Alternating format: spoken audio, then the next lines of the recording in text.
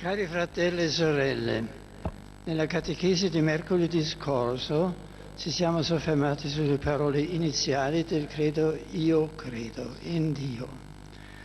Ma la professione di fede specifica questa affermazione: Dio è il Padre Onnipotente, creatore del cielo e della terra.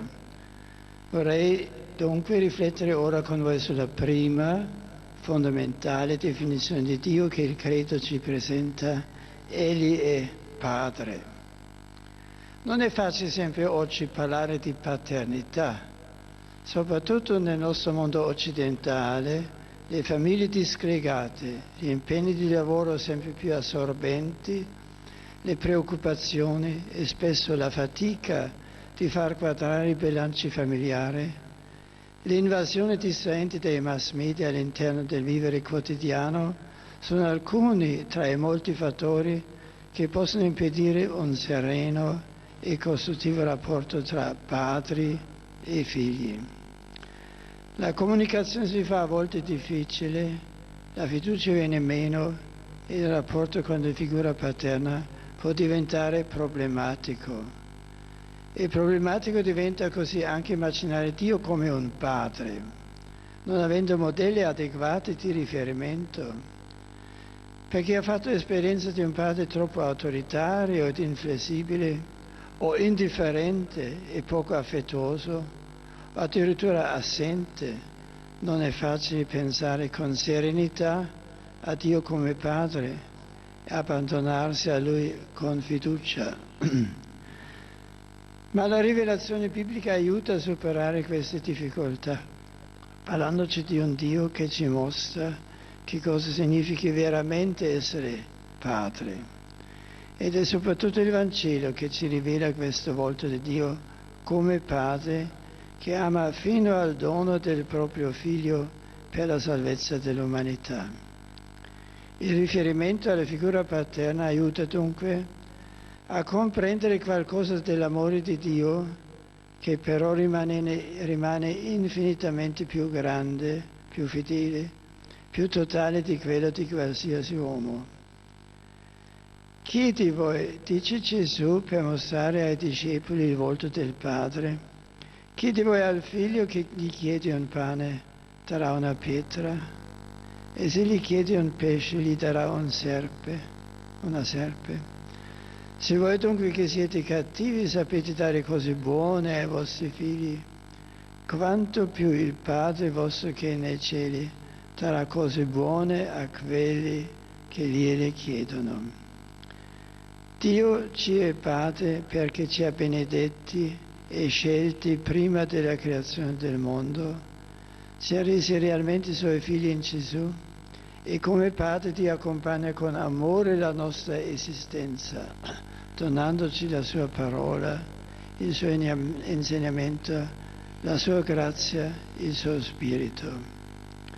Egli, come rivela Gesù, è il Padre che nutre gli uccelli del cielo senza che si debbano seminare e mietere, e riveste di colori meravigliosi i fiori dei campi con vesti più belle di quelle del re Salomone. E noi, aggiunge Gesù, valiamo ben più dei fiori e degli uccelli del cielo. E se Egli è così buono da far sorgere il suo sole sui cattivi e sui buoni, e piovere sui giusti e sugli ingiusti, potremo sempre senza paura e con tale fiducia affidarci al suo perdono di Padre quando sbagliamo strada. Dio è un Padre buono che accoglie, abbraccia il figlio perduto e pentito, dona gratuitamente a coloro che chiedono e offre il pane del cielo e l'acqua viva che fa vivere in eterno. Perciò l'orante del Salmo 27, circondato dai nemici, assediato da malvagi calunniatori, mentre cerca aiuto dal Signore e lo invoca, può dare la sua testimonianza piena di fede affermando: mio padre, mia madre mi hanno abbandonato, ma il Signore mi ha raccolto. Dio è un Padre che non abbandona mai i Suoi figli, un Padre amorevole che sorregge, aiuta, accoglie, perdona, salva, con una fedeltà che sorpassa immensamente quella degli uomini, per aprirsi a dimensioni di eternità, perché il suo amore è per sempre, come continua a ripetere in modo litanico ad ogni versetto il Salmo 136, ripercorrendo la storia della salvezza. L'amore di Dio Padre non viene mai meno, non si stanca di noi. È amore che dona fino all'estremo, fino al sacrificio del Figlio.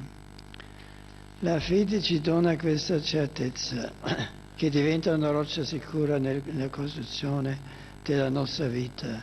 Noi possiamo affrontare tutti i momenti di difficoltà e di pericolo, l'esperienza del buio della crisi e del tempo del dolore, sorretti dalla fiducia che Dio non ci lascia soli ed è sempre vicino per salvarci e portarci alla vita eterna. È nel Signore Gesù che si mostra in pienezza il volto benevolo del Padre che è nei cieli.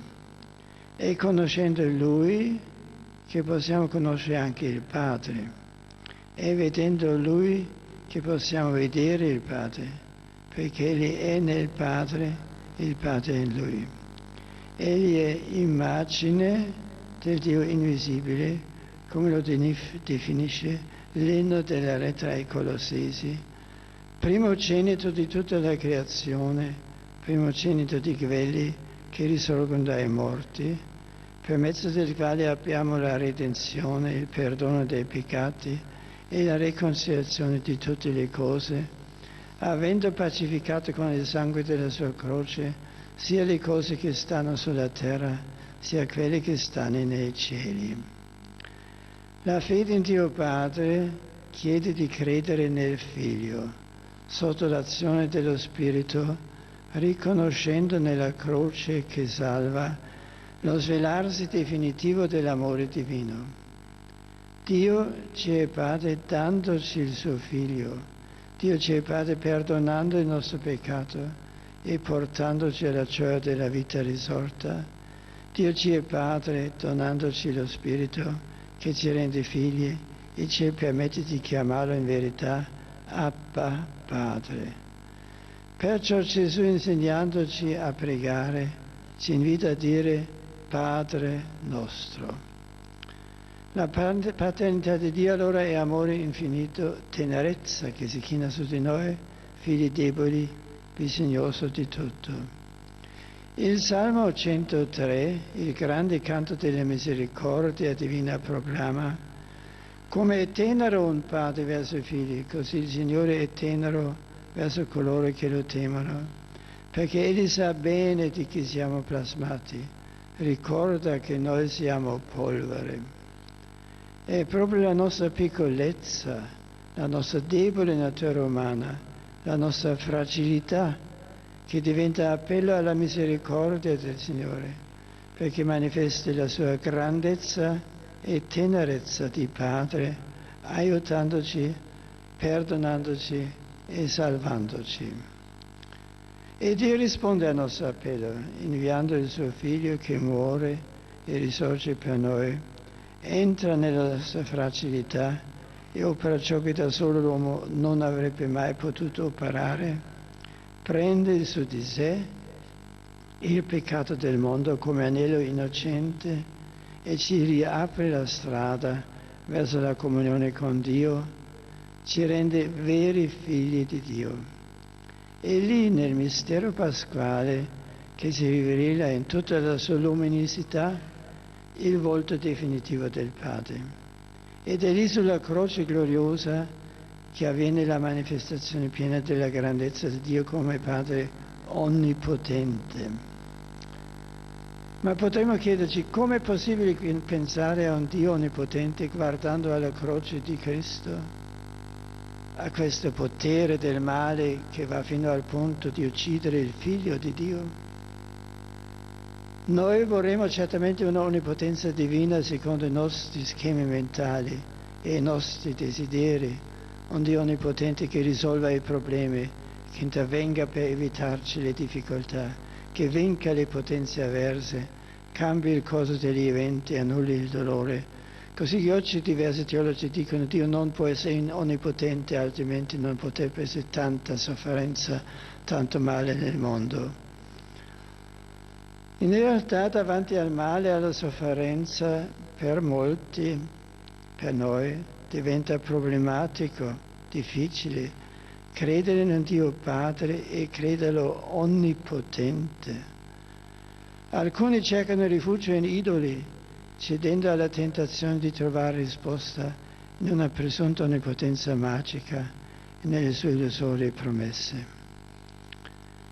Ma la fede in Dio Onnipotente ci spinge a percorrere sentieri ben differenti, imparare a conoscere che il pensiero di Dio è diverso dal nostro, che le vie di Dio sono diverse dai nostri e anche la sua onnipotenza è diversa. Non si esprime come forza automatica, arbitraria, ma è segnata da una libertà amorosa e paterna.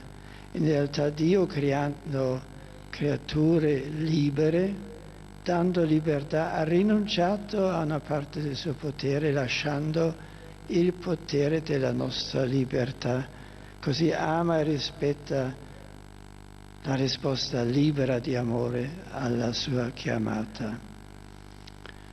Come Padre, Dio desidera che noi diventiamo Suoi figli da proprio cuore, viviamo come tali nel Suo Figlio in comunione, in piena familiarità con Lui. La Sua onnipotenza non si esprime nella violenza, non si esprime nella distruzione di ogni potere avverso come noi desideriamo, ma si esprime nell'amore, nella misericordia e nel perdono, nell'accettare la nostra libertà e nell'instancabile appello alla conversione del cuore in un atteggiamento solo apparentemente debole. Dio sembra debole se vediamo Gesù Cristo che prega, che ci invita, che ci fa uccidere. Un atteggiamento apparente debole fatto di pazienza, di mitezza, di amore, dimostra questo è il vero modo di potere e di potenza. Questa è la potenza di Dio. E questo vincerà. Il saggio del libro della Sapienza così si rivolge a Dio. Hai compassione di tutti perché tutto puoi. L'onnipotenza di Dio ha come effetto che ha compassione di tutti.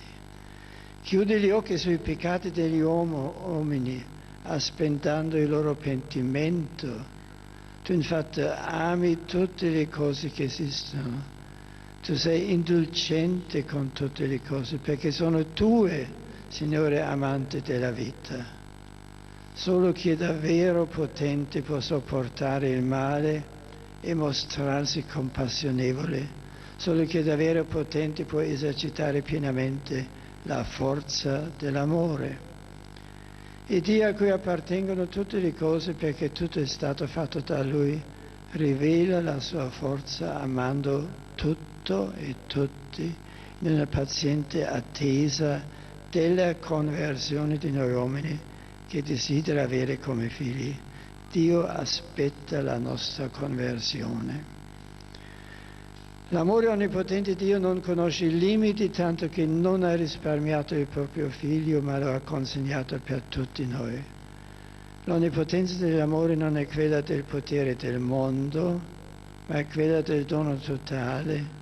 E Gesù, il Figlio di Dio, rivela al mondo la vera onnipotenza del Padre, dando la vita per noi peccatori. Ecco la vera, autentica e perfetta potenza divina.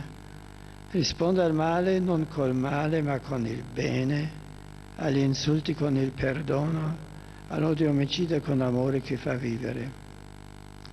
Allora il male è davvero vinto, perché lavato dall'amore di Dio. Allora la morte è definitivamente sconfitta, perché trasformata in dono della vita. Dio Padre risuscita il Figlio, la morte, la grande nemica, è inghiottita e privata del suo veleno. E noi, liberati dal peccato, possiamo accedere alla nostra realtà di Figlio di Dio. Quindi quando diciamo io credo in Dio Padre Onnipotente, noi esprimiamo la nostra fede nella potenza dell'amore di Dio che nel suo Figlio morto e così risorto sconfigge l'odio, il male, il peccato e ci apre alla vita eterna, quella dei figli che desiderano essere per sempre nella casa del Padre. Dire credo in Dio Padre Onnipotente nella sua potenza, nel suo modo di essere Padre, è sempre di nuovo un atto di fede, di conversione, di trasformazione del nostro pensiero, di tutto il nostro affetto, di tutto il nostro modo di vivere. Cari fratelli e sorelle, chiediamo al Signore di sostenere la nostra fede, di aiutarci di trovare veramente la fede e di darci la forza di annunciare Cristo crocifisso e risorto e di testimoniarlo nell'amore a Dio e al prossimo.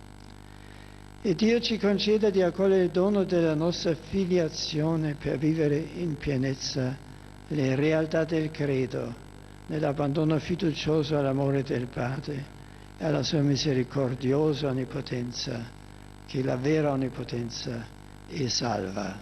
Grazie.